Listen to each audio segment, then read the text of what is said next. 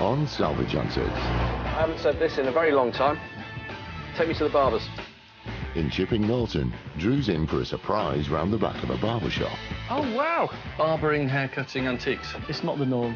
They're equally cutthroat, though, aren't they? He shares some words of wisdom with a young dealer at a charity in Liverpool. That's better than normal, that one. I'd be looking to sell it for maybe $250-ish.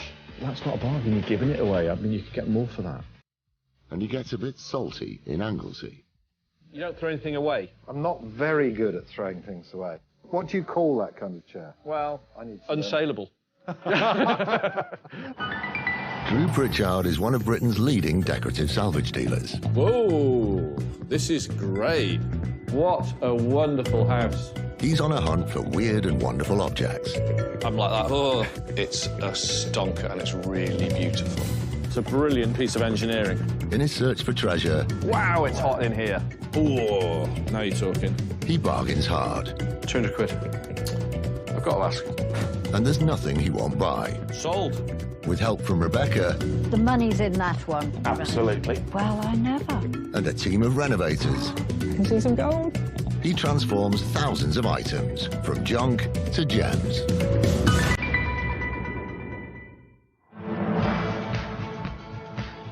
Now that Drew's shopfront is entirely online, it's never been more important to stand out by finding eye-catching, rare and enticing items. Trading for over 30 years, Drew knows the best places to look are not always your typical hunting grounds. If somebody says, do you want to come to XYZ? I'll go. You know, it could be, you know, a quarry up the side of a mountain. It could be a burnt down castle. It doesn't matter what it is. We'll go. Because you never know. And that thing, that old adage that I really love, you've got to put yourself in the way of luck. Always open to new invitations, Drew and T are heading nearly 200 miles southeast to the Cotswolds on a visit that promises to be a cut above the rest. T, I haven't said this in a very long time. Take me to the barbers. We're off to meet a guy who runs Oliveri Barbers. And apparently, in the back of this barber shop, there's an antique shop, and he's a dealer as well. Yeah, that's an interesting mix. The last time I paid somebody to cut my hair was 1999. And how have you survived? My hair helped by half of it falling out. Did you do it on purpose? It's been a bit tight at the time. My hair fell out when I found out I was going to be a dad. I was so stressed out.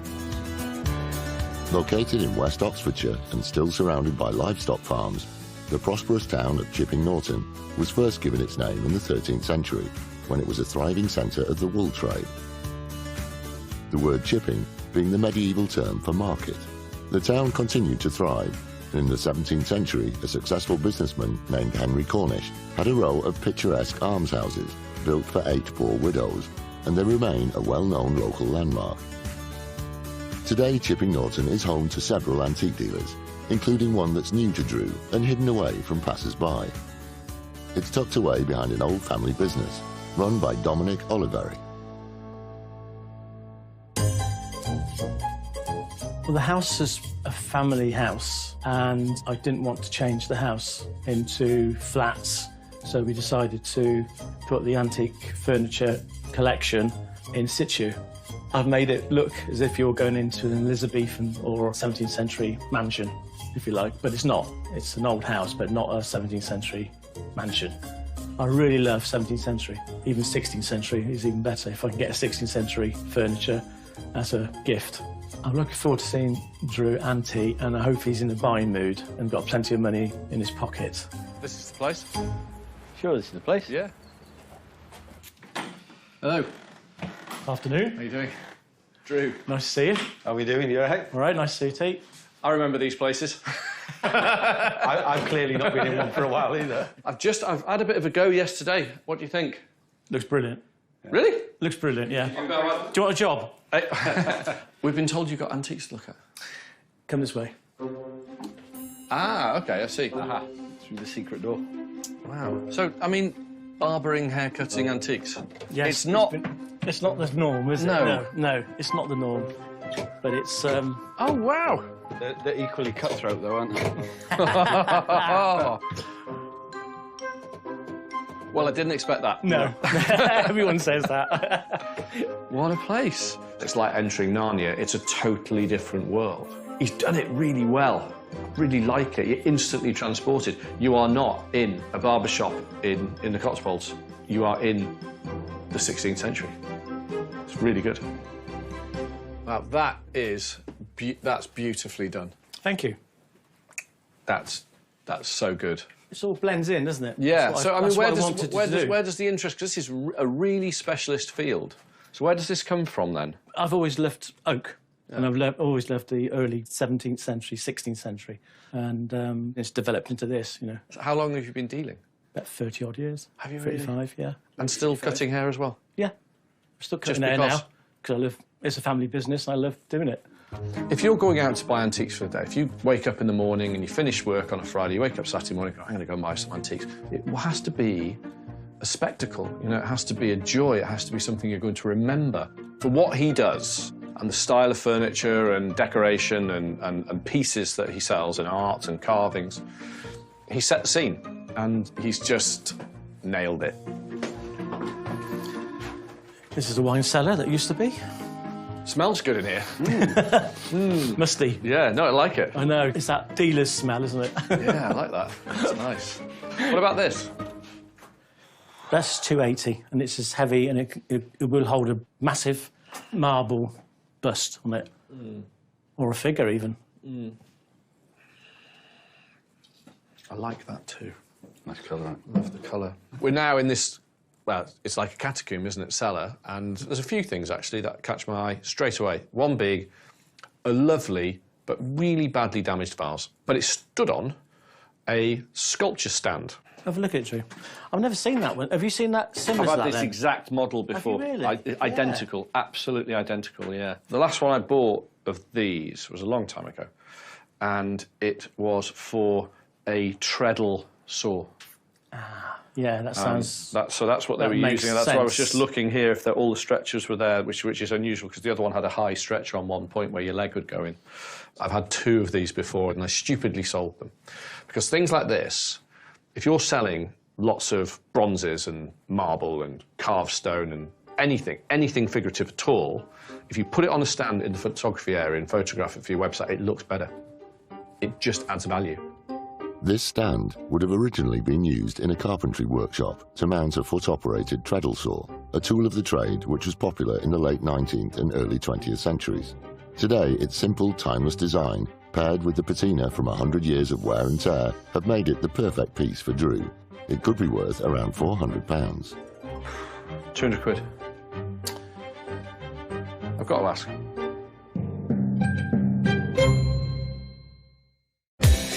Today, Drew's at an unusual address in the Cotswolds, visiting a barber-cum-antique dealer, Dominic Oliveri. Well, I didn't expect that. No, everyone says that.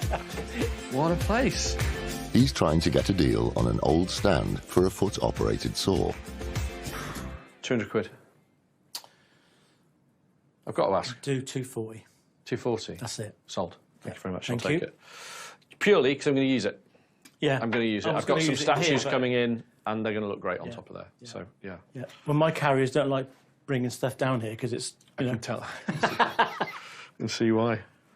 What's that worth? It's just a broken old pot, isn't it? Or are you going to tell It me is something? really. It's a bit battered, but, you know, it's got fishes on the top. It's just a Italianate type of little... I'm assuming it's Italian. Well, it is broken, but, I mean, Yeah. it'd be 50 quid. It's better already. I really like it. Yeah, it does, doesn't it? Yeah, it does, doesn't it? £40. Yes. Thank you very much. Thank you very much. Much appreciated. A tenner's a tenner. And it's... That's your petrol money. I wonder if it's going to make it home. I just wrap it up for absolutely love the colour. Little battered urn. It's just a beautiful little thing. I love it. So, is it worth £40?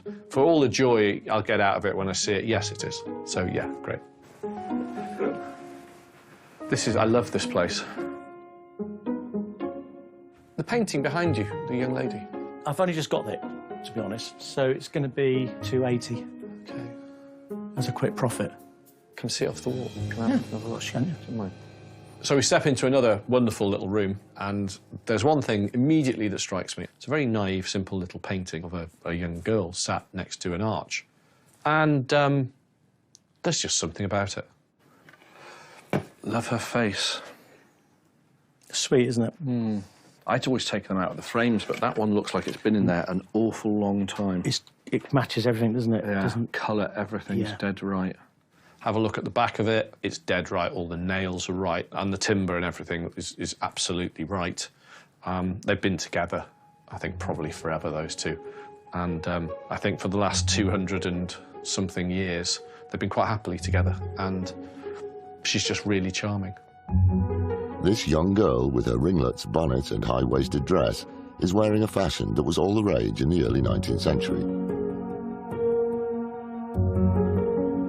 Inspired by ancient Greece and Rome, it's a style made famous by the novels of Jane Austen, whose work started to be published at around this time.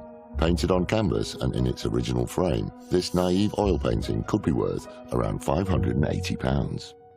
Do you see how there's half an arch there? Yeah. She's like a half sprog. She's not a fully legitimate child, I don't think. Or she's a half sister. I think that's what So they how did. is that what that's about? They did that, Really? and half suns and half moons and all sorts of stuff, and it was all about inheritance of the sun. And anyway, Never knew that. I'm just learning about it now, so I could be wrong, but it's interesting nonetheless, isn't it? Yeah. I really like her. 280 sold. Thank you very much, sir. Thank you. It's just there's something about it, isn't there? Yeah. Just got that Yeah, thing. It's just and- looking right at you. £280. Well, of course I'm going to buy that. I thought he was going to say £480. And that's what I think it's worth, maybe £580. It's really charming. Right, so I think we'll gather up our belongings. Yes. And we'll get out your hair. Oh, oh my That's God. so bad. Yeah. Right, thank you. Thank you. So today, a barber shop in the Cotswolds with an antique shop at the back of it. Well, I think it's the way forward. You know, this business, there's no rules. You can do it your way. And Dominic clearly is. He's doing it exactly how he wants to, dealing in what he loves. And I think the showroom is testament to his love of the job, and all power to him. And he's a really thoroughly nice bloke too. Right, sorted. Good job. That was fun. Thank you very much. Nice to see you. And Yeah. hopefully come again. Yeah, will do. Take care, Dominic. Nice to see you. See you. Look Bye-bye. after yourself. Thank you. It's been great meeting Drew and T. He was surprised what it looked like, and he says he's never seen anything like it, which is very unusual for him to say.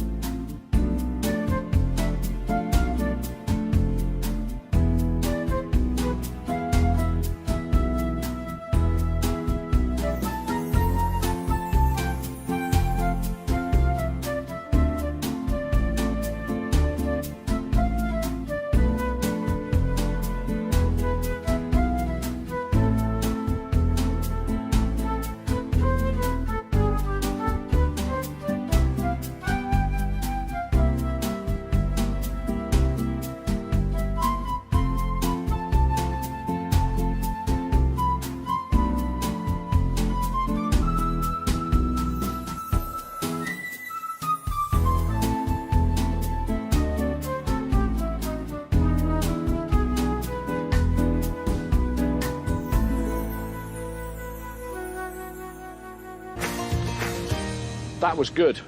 Very good. And unsurprisingly, I didn't have a haircut. Not me. I'm not saying anything. I'm just jealous because you can grow hair and I can't. I really liked him. What a lovely man. And I was very happy with what we bought. Do you know what I really like? I really love that little blue vase. If that gets back in one piece, I'll be a monkey's uncle, I tell you. It's just... Yes. I'll be staggered. Double wrapped it, but Yeah. I'm not guaranteeing anything. I know. And then that painting, the little tiny oil on canvas of the young girl, it's got a slight magical quality to that I really love. Really love that. I am very, very pleased. And I'm really glad we found another dealer. To stay one step ahead of the pack, Drew always keeps an open mind about where he goes looking for unlikely gems. Keeping his stock fresh and interesting is the name of the game, and today he's visiting another new and unusual source. The boys are travelling 150 miles northwest to one of Britain's most famous ports. Okay, T, we're in Liverpool today. We're off to Toxteth to meet a guy called Ben who works for Crisis UK. Crisis are the homeless charity. I think homelessness is one of those things which, you know, we can solve in this day and age. And that is the first time I've used "in this day and age" at my age. Is this the start of a... Well, the old man noises started a while back. Is this the start of a pattern now? And you know what will happen? The next section will be, you'll be start a sentence with, I'll tell you what. I'll tell you something. Yeah. I don't mean to be funny, right, but... Liverpool has a long history as one of Britain's most important ports. It expanded rapidly in the 18th century, becoming rich on imports and exports, and profiting from the triangular slave trade with Africa and the Americas. By the time the Albert Dock was built in 1846, an extraordinary 40% of all global trade came through Merseyside. Located in Toxteth, southeast of the city centre, Furniture from Crisis is a not-for-profit social enterprise that supplies restored furniture to Crisis's charity shops in London. It's run by 25-year-old Ben Lunt. Although we're a business, we work to fully raise funds for charity. We restore a range of mid-century and antique pieces that we sell through our shops down in London, as well as online. I've always been interested in design, always interested in fixing things and just having a bit of a fiddle. So guess I have the dream job that I just get to muck about and fix stuff all day whilst trying to do something nice. With Drew coming, you know, it'd be lovely for him to drop a fat wad on Crisis, give us a good bit of money, but at the same time, you know, we do try and make ourselves as an authentic antiques dealer as what we do, that we don't want to take the mickey, but if he's got any cash, it'd be lovely to have. Hello. All right. Hello. Hey, how you doing? How's it going? All right, thanks. All right. Thanks for having us. Let's have a look inside. Have a little look, yeah. Bit of restoration going on. That's work, that, Drew. You remember that? Yeah, I remember that, yeah. So yeah, come in, have a little bit of look around. So, I mean, where does all this stuff come from? We work a little bit differently than other charities because we don't take donations. We work basically on a buy-in basis, so we go to house clearance places, auctions, you name it. This is probably exactly the same places as you do, really. That's completely different to what I thought it was. Yeah. I just thought people would bowl up here, donate everything to you, and you'd sell it. They've got volunteers coming in here who are learning how to do jobs, and let's be perfectly honest, if you can give somebody a job and say, this is what you can do, and make them feel valued and make them feel part of a community and do good with it, that's a damn good thing to do with yourself. And you're also fixing something up which will go on, have another life, and create money. It's a win-win situation for a very, very good cause. Where did you get that? Late George III, English, circular, tilt-top, pedestal-based dining table, nice. We got that from a dealer that didn't want to fix it at the time. It's got a few little hiccups that we've sorted some, but not all. And the flip top with it's all still in good nick as well. Have you still got all the brackets underneath it? Still cracking on. That's really nice. It's lovely, isn't it? This is a really, Great that's hand. a really, really good, that's better than normal, that one. I shouldn't really ask, we don't usually ask, but what did you pay for it? And what are you going to try and get for it? Well, I think we paid just under 200 for it. Yeah. And I'd be looking to sell it for maybe 250-ish. Okay, you're not making much money there. I know, but I'm trying to be good. I'm trying Yeah, but to wheel you in with a bargain. Yeah, no, but that's not a bargain. You're giving it away. I mean, you could get more for that. With all the work done, and you do need to do the work. Yes. The top does need refinishing. Yeah. You're looking at a sort of £800 table. Yeah. You know, that's what you should try and get. So even if you lessen your expectations and say 450, you're going to get that, aren't you? Yeah. Interesting. So that, I mean, that's a great chair. I never get tired of buying these chairs, you know? One of the most comfortable chairs you'll ever buy. That's good. Yeah, Aren't they great, you know? So what will you sell that for? About 160. It's a very good price. One of the best chairs you can buy for your money is a type that's generically called a smoker's bow. So these were late 18th century, early 19th century, and onwards, they're still being made today, armchairs that you would, in the old days, in the 70s and 80s, every pub was full of them. They're very, very comfortable chairs, and the quality of them is very, very important in your decision to purchase one. Let's carry on looking around. Yes. What you're doing is a good thing. So in here, obviously, I mean, it's fairly obvious there's that I want to buy. Yep. So nice 1227 model, all correct, all the bits on there. You went a bit train spottery there, True. It's Did the I? 14863. It's with the 1227 model, chain. but it's actually about the third or fourth iteration of that model where things did become, they mainly changed the shade, size, and then perforation, type of lip, scale, yeah, and then obviously the different fixings here. But this is the spring configuration that you would, that's the one you want to buy. Go into one of the side rooms, and right in front of me is Anglepoise desk lamp, Herbert Terry. It's not a really early one, but it's not a late one. It's got all the bits you want on it. It's the correct amount of springs on it. It hasn't got any plastic on it, and it's the best colour, in my opinion, black. Is that for sale? It can be for sale, yes. How much would you like for that? Well, how much would you pay for it? It's not in bad condition. It's got one dent there. I'm scuppered today, aren't I? Because it's charity and I've got to pay more. I've got to pay more. I buy rough ones for 50 quid, and we buy nice ones like that. That's not bad at all. Not bad at all. Oh God, I'm gonna have to pay more than I like to now. Pay as normal. No, I can't. You don't want to go that low. Because then you can come back again and then you pay more. No, I think you're doing a good thing, and I want you to carry on. I want you to carry on doing what you're doing.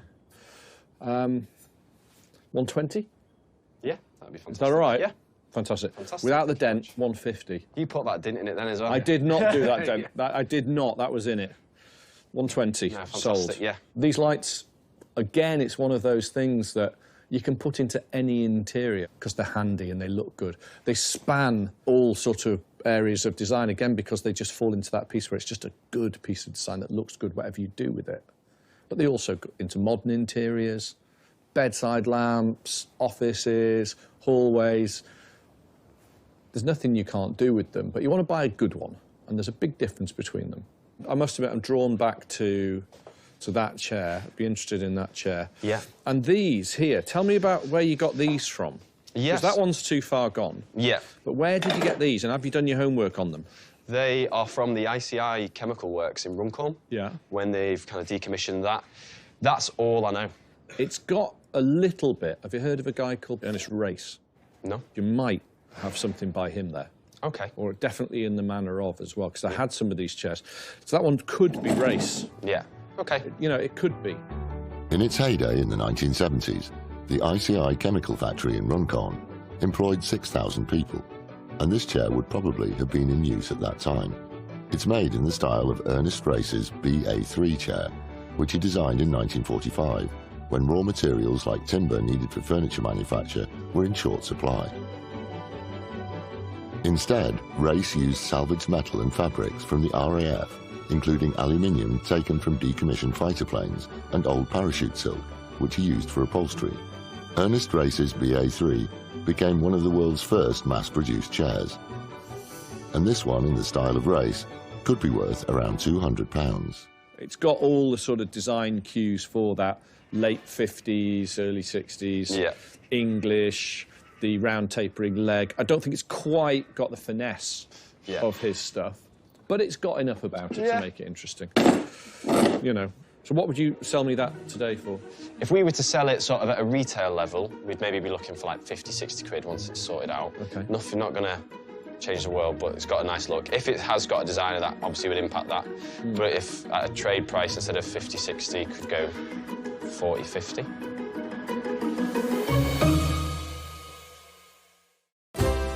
Drew and T are visiting Ben Lunt at the Furniture from Crisis workshop in Liverpool. Hello. All right. Hello. Bit of restoration going on. That's work, that, Drew. Do you remember that? Yeah, I remember that, yeah. And a mid-century chair in the style of Ernest Race has caught Drew's eye. At a trade price, instead of 50, 60, could go 40, 50. Now I can give you 40 quid for it now. Yeah, that'd You happy with that? That'd be fantastic, You'll yeah. take £40. Yeah. Thank you very much. I'll Thank take you. that. There's a little tubular steel chair down there, which has got just a hint of a very good designer called Ernest Race. He was one of the better English designers, one of the first to really get this and then mass produce it correctly with some style. This guy did it well, really, really well. And anything by Race should be kept for now. It's not worth huge amounts of money, but it's just really good. And there's enough about that chair to buy it, and for £40, we'll give it a go. I think that side's a false draw, other side's a real draw. Okay. These are bone handles. So where did this come from? We got this from the same guy as your flip-top table over there. Yeah. We've restored the top, not done too much to the rest of the legs and things. Had quite a few cup rings on it. It was a bit like the Olympics logo, and here we are. It's nice. It's you know, it's a very simplistic piece of furniture. It's never going to be worth a load of money, but it's still nice. Yeah. Still got enough going for it. There is a little drop leaf table. Not in bad condition at all, and it has remarkably good casters. That's like getting a quite good car and putting very expensive wheels on it. That's what that is. But they are original. So there's a lot going for that table, an awful lot.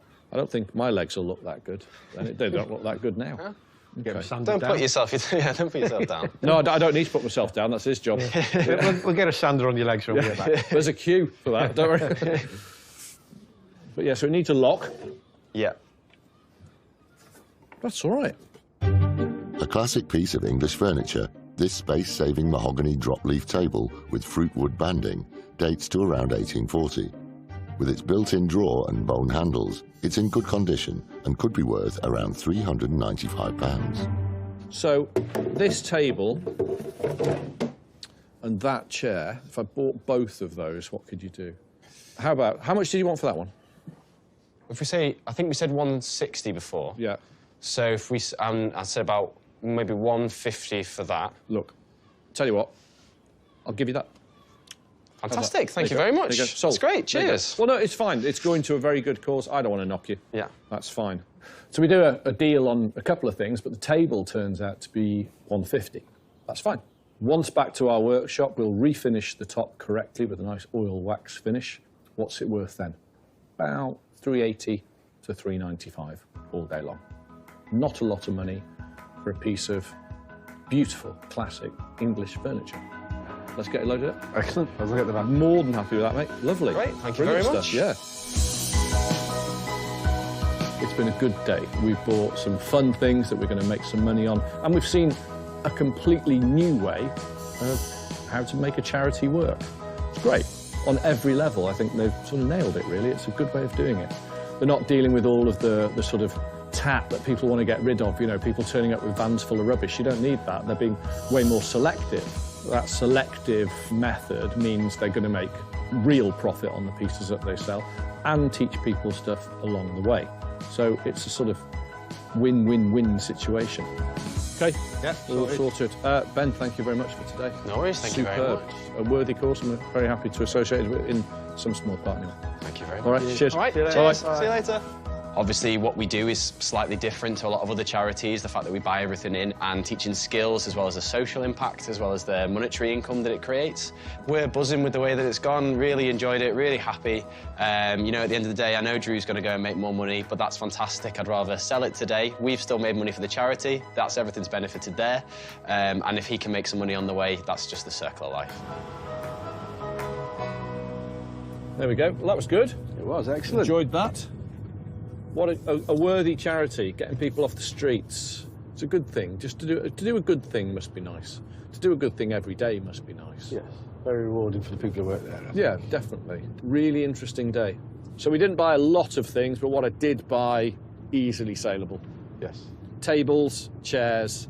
If I can't sell them, I might as well pack it in. But yeah, we'll be back, and Ben's got our number now, so potential for other business.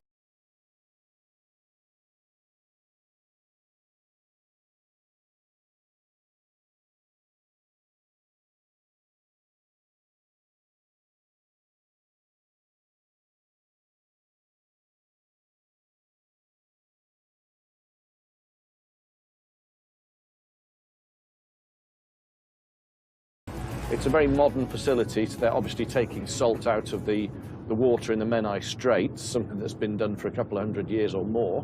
But yeah, I've never been to a salt factory. What sort of antiques would be in the salt factory then? I don't know, but we're going to see the guy there who runs the company, and he's got some outbuildings there he wants to clear.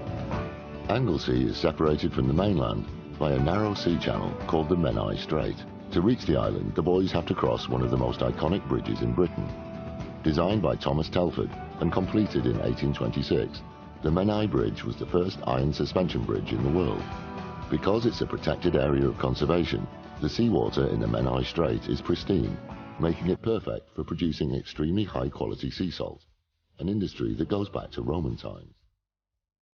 The boys have been invited to the Hallen Moorn Salt Factory by its founder, David Lee Wilson.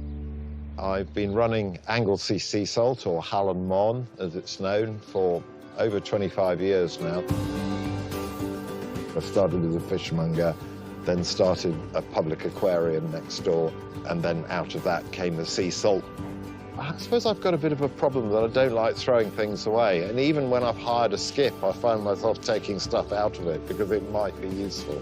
And I've been sitting on stuff in sheds behind the sea salt, and I keep putting things in, and I don't often take things out. So this is a rare opportunity to go into my secret sheds.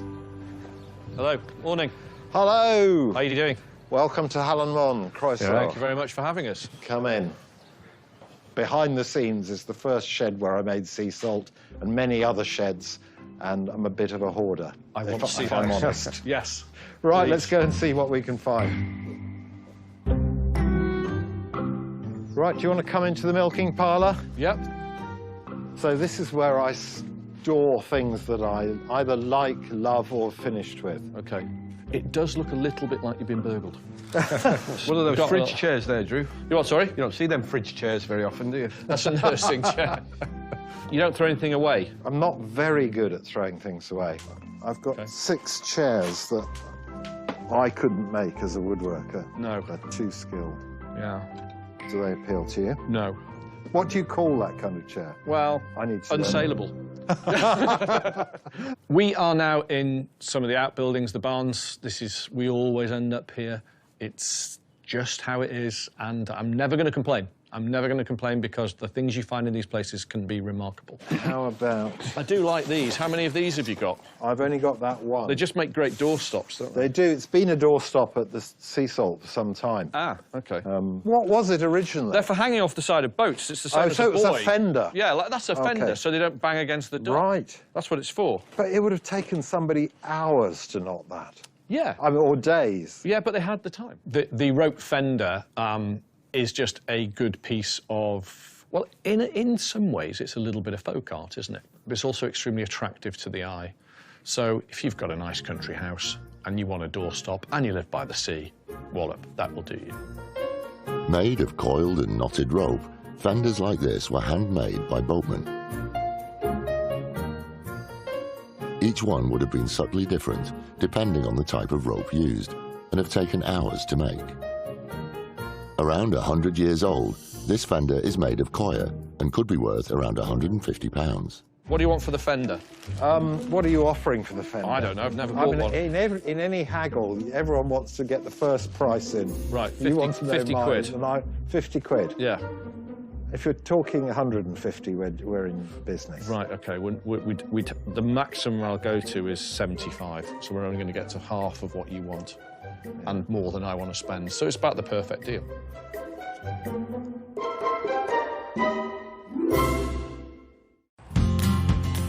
Drew Pritchard is visiting the sheds out the back of a salt factory on Anglesey, not far from his Conwy base. You don't throw anything away. I'm not very good at throwing things away. It does look a little bit like you've been burgled. And so far, the only thing he spotted that he'd like to buy is an old knotted boat fender. If you're talking 150, we're in business. Right, OK. The maximum I'll go to is 75, so we're only going to get to half of what you want. Yeah. And more than I want to spend. So it's about the perfect deal. Well, you've got to find your day is worth something. Yeah. And it is damaged. Call it 80 and we're done. Well, I'm not going to argue over a fiver, so yes, we'll take it. OK. David's no fool. He wants all the money for everything. It's the sort of thing I'd want to pay 20 quid for, end up paying, I think, was it £80, I think I paid for it? I mean, it's madness. But it's a first buy. We're here. Let's just get some money changing hands and see what happens. Right. Come into this old shed. OK. Thank you. Right, and behind this big old door is a bread and cheese cupboard in the corner. Right. Barakhouse. Cupboard Barakhouse. These are one of the easiest things, right, in the antiques world to identify. Are they? Yeah, yeah, because as opposed to this, which is one of the hardest. Well, it's a pig bench. Damn. I thought I was going to show Drew something. It's my and this job. hole was for holding the head, presumably, when it was debristled. I should imagine so, yeah. Well, that's my understanding. It's, yeah. Anyway. Yeah. No, you've got to go a bit further than that to fool me, I'm afraid. OK. It's, right, I can't teach an antique or anything. So that one there, these are great little things. Right, so these were only made in that sort of style in 4 counties. So you've got Anglesey, Denbighshire, Carnarvonshire, Merionethshire. Generally oak with pine into the sides there. They're dated, so it's the last vestiges of the Regency period, but they've got nothing to do with the Regency style, so about 1820. Oak front, quite nice. So today, we're looking at the moment, we're not looking at being able to buy much. I mean, this happens. You might do 10 house calls before you buy one thing. You know, they're not all, you know, the gold rush. But then there is something I immediately recognise and expect to find in North Wales, because it's a cupboard Barakhouse, so that's a bread and cheese cupboard. It is very particular to North Wales. This one has got paint still on the sides, which is also rarely seen, but correct. Bracket feet, very simplistic, but has a real charm to it. The characteristic grille in the upper doors of this traditional North Wales bread and cheese cupboard allowed airflow for food storage. Around 200 years old, its construction and style indicate it was almost certainly made by the Williams family of Tallern, Anglesey. It could be worth around £2,000. It's not bad at all. Where did you get it from? I got it from a local farmer, so it's probably made on Anglesey. Yeah, that would be about right. So, it's worth 2,000 quid in perfect condition. I can give you one price for it, it would be £1,500. So it gives me a margin after some work and tax. That's where I'm at with it. Okay. So I don't know how long you've had it, but I don't know, you might be... I've probably had it 20 years. So you're doing all right? No, I don't think so. No? No. Oh. Well, there's a premium for love and patina and quality. Do you know how much that's worth? And the story you will tell. Nothing. Of it's had children's games in for the last... Zero. Nothing. I think if you were approaching 1,800, we'd be there. It's not worth me doing. There's no money in it. There's no probably money in some. It. There's probably nothing. Some. There's nothing. I think 1,750 and we're there. If it was 30, 40 years older, then we'd be in a different league, but we're not. 1,750 sold. We'll take it. That's fine. OK, I can live with that. Thank you.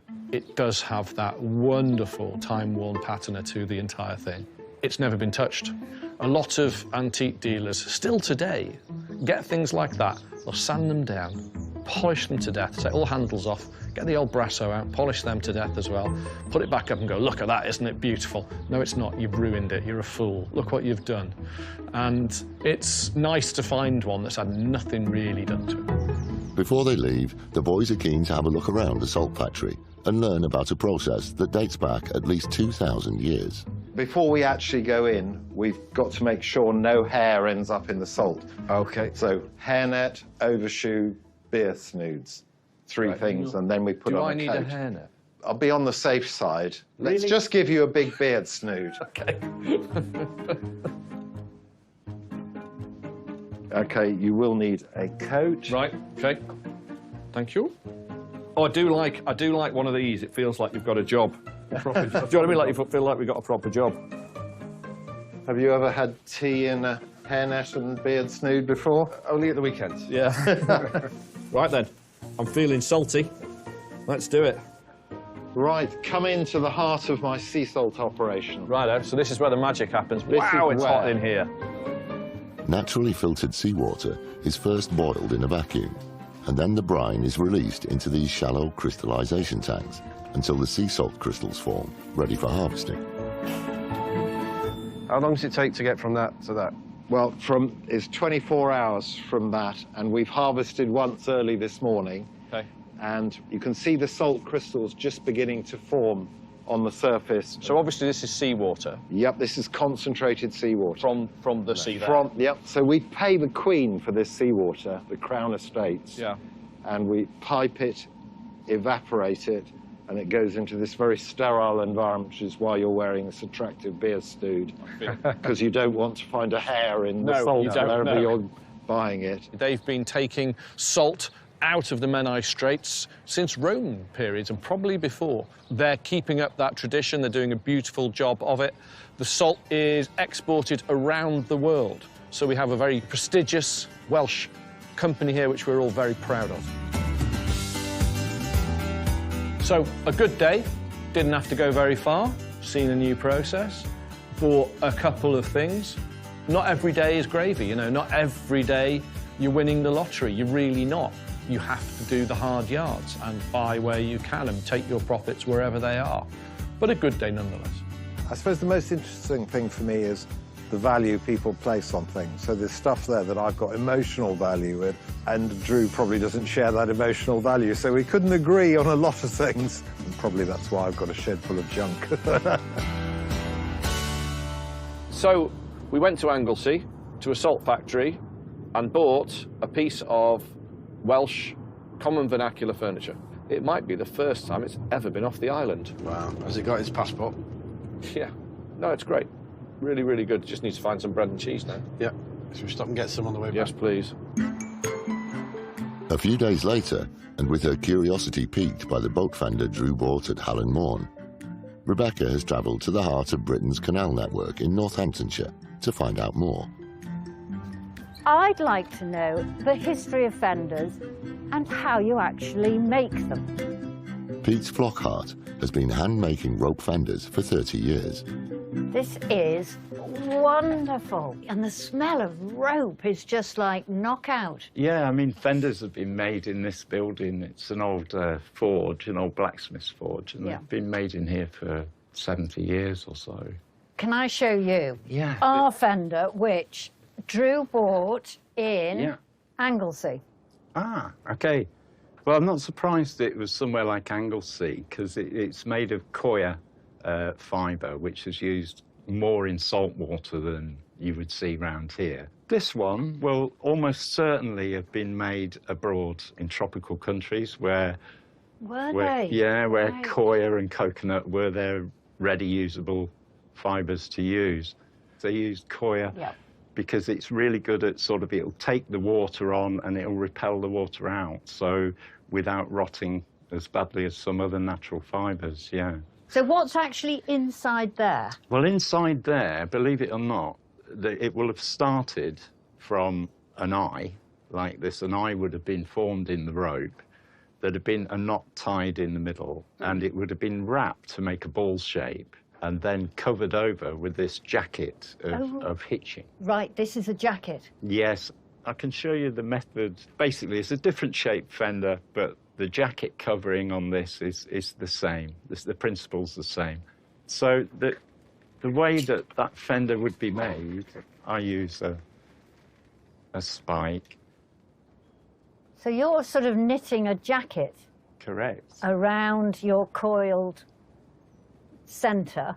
So how long would it take you to do a ball fender from scratch? From scratch. I think I would probably hitch one of those over in 3 or 4 hours. Okay. It would be a passed down skill, like fishermen would have made their own, but you would probably have one particular fisherman that would be well known for doing it in a particular area. You're a rarity now. I mean, these traditional skills are just... Getting lost, aren't They're they? getting lost, but, you know, just meeting you is fantastic. So, That's really nice of you to say yeah. so.